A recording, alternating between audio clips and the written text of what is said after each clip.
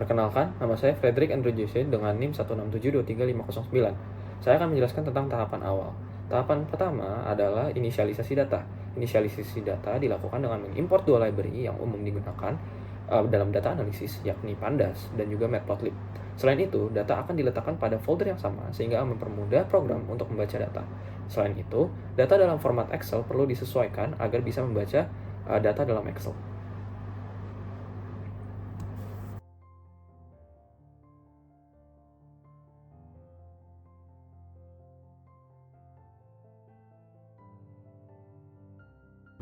Baik, selanjutnya saya akan menjelaskan tentang analisis awal. Data 1 yang kita ambil membahas terkait kondisi ruangan dalam apartemen yang memiliki informasi utama mengenai konsentrasi karbon dioksida, suhu ruangan, hingga kelembapan.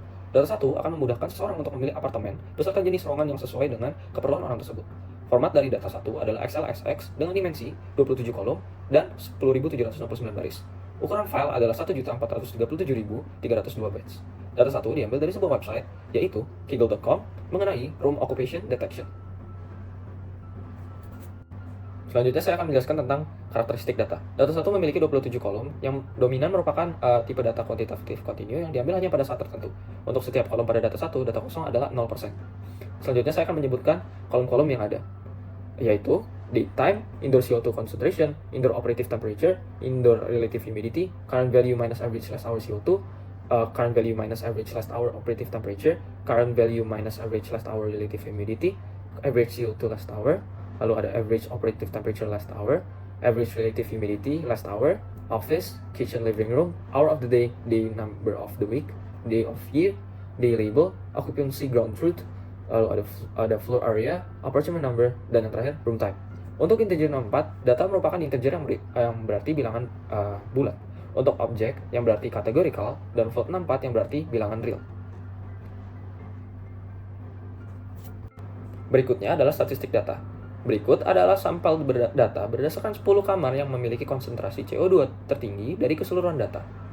Lalu, ada statistik data kedua, yang merupakan gambaran dari statistik untuk setiap kolom yang mencakup perhitungan, rata-rata, standar deviasi, persental, dan ekstremum. Berikutnya, teman saya, Radit, akan menjelaskan tentang visualisasi data dari data 1. Terima kasih.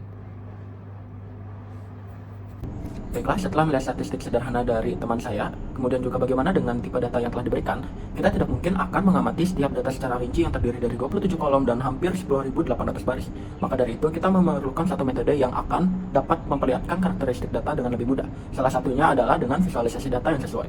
Dengan visualisasi data yang sesuai, data akan lebih mudah untuk dianalisis, serta akan lebih terlihat bagaimana karakteristik data yang kita miliki.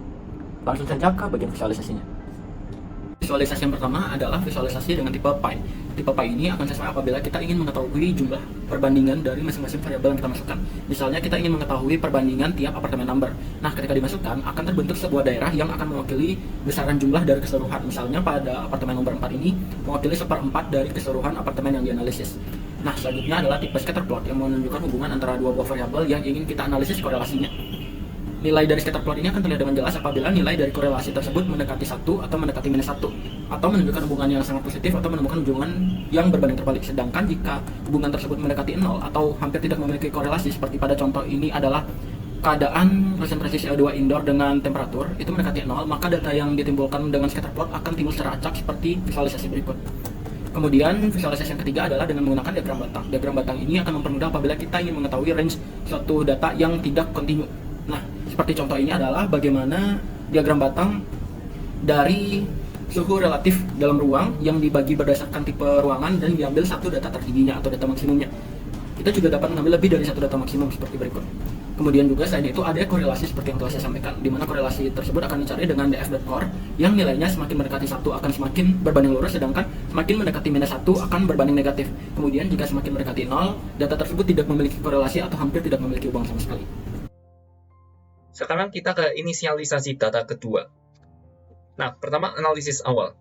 Data 2 merupakan data mengenai rata-rata harga per bulan untuk telur, susu, roti, dan kentang pada 5 negara yang berbeda, yaitu Australia, Jepang, Kanada, Afrika Selatan, dan Sweden. Data 2 berada dalam rentang tahun 2018 sampai 2022. Dan juga menampilkan gambaran bagaimana harga makanan tersebut berubah seiring dengan waktu. Nah, kalau formatnya kita dalam format CSV. Lalu itu data 2 memiliki dimensi 1200,10 dengan ukuran kolom sebanyak 10 dengan baris sebanyak 1200. Karakteristik datanya itu yaitu data 2 memiliki kolom yaitu country, tanda kurung kategorikal, year dalam bentuk integer, month, int 64, food item, object, unit of measurement, object, average price, float 64, lalu ada currency, object, priced in US dollar, float 64, availability, int 64, dan quality yaitu object. Oke, untuk int 64, data merupakan integer yang berarti bilangan bulat, objek yang berarti kategorikal, dan float 64 yang berarti bilangan real. Untuk setiap kolom pada data 2, data kosong adalah 0%. Ada penjelasan untuk tiap kolomnya. Kalau country itu negara yang ada pada data, yaitu Australia, Sweden, Jepang, Afrika Selatan, dan Kanada. Year itu waktu dalam tahun 2018 sampai 2022, month itu waktu dalam bulan 1 sampai 12, yakni Januari sampai Desember. Lalu food item itu makanan yang ada pada data bread, milk, eggs, and potatoes. Unit of measurement itu satuan pengukuran yang dipakai, misalnya kayak loaf, atau 1 liter, atau carton of 12, dan juga 1 kilogram. Average price yaitu rata-rata harga, price in US dollars itu harga dalam US dollar. Currency itu mata uangnya, availability itu ketersediaan, dan quality itu kualitas, high dan medium. Kalau statistik data itu di berikut ini ditunjukkan sampel data yang diambil berdasarkan dengan tahun yang terbaru dan tahun yang terlama. Ini statistik data kedua, itu merupakan gambaran dari statistik untuk setiap kolom yang mencakup perhitungan, rata-rata, standar deviasi, dan persentil serta ekstremum. Sini saya akan menjelaskan tentang visualisasi dan korelasi data kedua. Yang pertama itu ada diagram tabel perbandingan harga di USD pada setiap negara. Seperti yang kita lihat itu semakin atas barnya itu dia semakin merah, yang menandakan itu semakin tinggi. Yang kedua itu ada diagram tabel perbandingan harga di USD untuk setiap item, sama seperti sebelumnya. Itu dia barisnya semakin tinggi, itu maka si warnanya semakin merah. Yang ketiga adalah diagram garis pengaruh waktu terhadap harga susu di Australia pada tahun 2018. Seperti yang kita lihat, seiring berjalannya waktu, harga di USD itu meningkat. Selanjutnya ada diagram garis pengaruh waktu terhadap harga roti di Kanada tahun 2022. Sama seperti sebelumnya, namun ini terhadap mata uang Kanada, dia seiring berjalannya waktu itu meningkat. Selanjutnya itu ada diagram pie perbandingan harga rata-rata pada setiap item. Di sini ada keterangan item apa saja yang ada di sini. Bisa dilihat harga rata-rata terbesar itu ada di kentang. Nah, ada selanjutnya itu diagram pie perbandingan harga di USD setiap tahunnya. Ini ada keterangan tahunnya. Namun menurut kami ini tidak relevan karena bentuknya yang hampir mirip. Yang selanjutnya ada scatter plot bulan terhadap harga rata-rata, itu dia berbanding lurus. Ada juga scatter plot tahun terhadap harga rata-rata, dia juga berbanding lurus. Selanjutnya ada korelasi data 2, itu yang pertama ini ada korelasi tahun dengan harga di USD, itu dia berbanding lurus. Nilai korelasi tahun dengan harga rata-rata itu tidak ada korelasi. Nilai korelasi bulan dengan harga rata-rata itu tidak ada korelasi. Nilai korelasi bulan dengan harga di USD itu tidak ada korelasi. Dan yang terakhir itu nilai korelasi harga di USD dengan harga rata-rata itu berbanding lurus.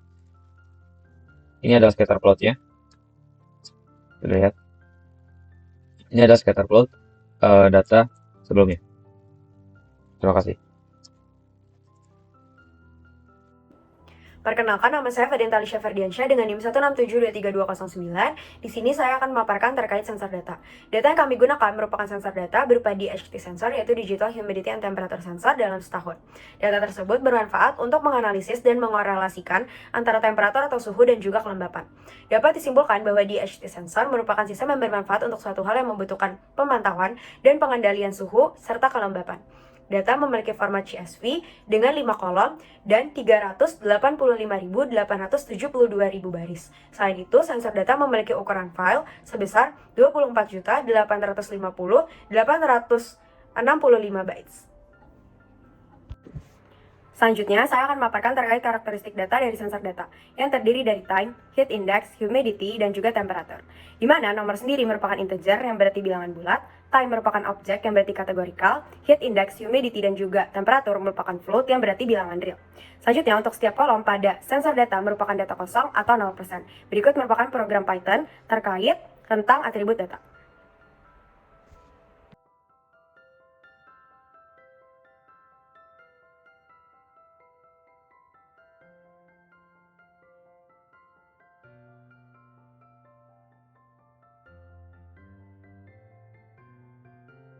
Oke, nama saya Aris Mahmudin, NIM 1672393. Di sini saya akan menjelaskan tentang visualisasi dan korelasi data 3. Untuk yang pertama, diagram pie perbandingan rata-rata heat index dengan temperatur. Dapat kita lihat bahwa nilai rata-rata heat index dan nilai rata-rata temperatur memiliki nilai yang hampir sama. Untuk yang selanjutnya adalah diagram hierarki rata-rata temperatur. Dapat kita lihat untuk angka 0 mewakili nilai temperatur yang berada di atas rata-rata, dan untuk angka 1 mewakili nilai temperatur yang berada di bawah rata-rata. Dapat kita lihat bahwa nilai tersebut memiliki nilai yang sama. Untuk selanjutnya adalah diagram hierarki rata-rata humidity. Untuk angka 0 mewakili nilai humidity yang berada di atas rata-rata, dan untuk angka 1 mewakili nilai humidity yang di bawah rata-rata. Dapat kita lihat bahwa kemunculan nilai humidity yang di atas rata-rata memiliki kadar yang lebih banyak dibandingkan nilai humidity yang di bawah rata-rata. Untuk selanjutnya adalah diagram batang perbandingan standar deviasi heat index dengan humidity. Dapat kita lihat bahwa standar deviasi heat index memiliki nilai yang lebih rendah daripada standar deviasi humidity. Untuk yang selanjutnya adalah diagram garis pengaruh waktu terhadap humidity. Dapat kita lihat bahwa nilai humidity terhadap waktu fluktuatif naik turun. Kan tetapi nilai awal dan nilai akhir humidity tersebut memiliki nilai yang hampir sama. Untuk yang selanjutnya adalah diagram garis pengaruh waktu terhadap temperatur. Dapat kita lihat bahwa nilai temperatur terhadap waktu juga lumayan fluktuatif. Kan tetapi untuk nilai awal memiliki nilai yang lebih tinggi daripada nilai akhirnya yang cukup rendah. Untuk selanjutnya adalah scatter plot humidity terhadap temperatur. Dapat kita lihat untuk sumbu X mewakili humidity dan untuk sumbu Y mewakili temperatur. Dan untuk selanjutnya adalah scatter plot heat index terhadap temperatur. Untuk sumbu X mewakili heat index dan sumbu Y mewakili temperatur. Untuk selanjutnya adalah korelasi data 3. Dapat kita lihat bahwa nilai korelasi heat index dengan temperatur memiliki nilai 0,999 sekian, dan juga dapat kita simpulkan bahwa korelasi heat index dengan temperatur adalah berbanding lurus. Untuk nilai korelasi heat index dengan humidity dapat kita lihat minus 0,436 sekian, sehingga dapat kita simpulkan bahwa korelasi heat index dengan humidity berbanding terbalik. Untuk selanjutnya adalah nilai korelasi humidity dengan temperatur, yaitu sebesar minus 0,527 sekian. Dapat kita simpulkan bahwa nilai korelasi humidity dan temperatur berbanding terbalik. Untuk plotnya dapat kita lihat pada gambar berikut. Oke. Untuk yang plot pertama adalah heat index terhadap temperatur, dan selanjutnya adalah heat index terhadap humidity, yang selanjutnya adalah humidity terhadap temperatur. Sekian, terima kasih.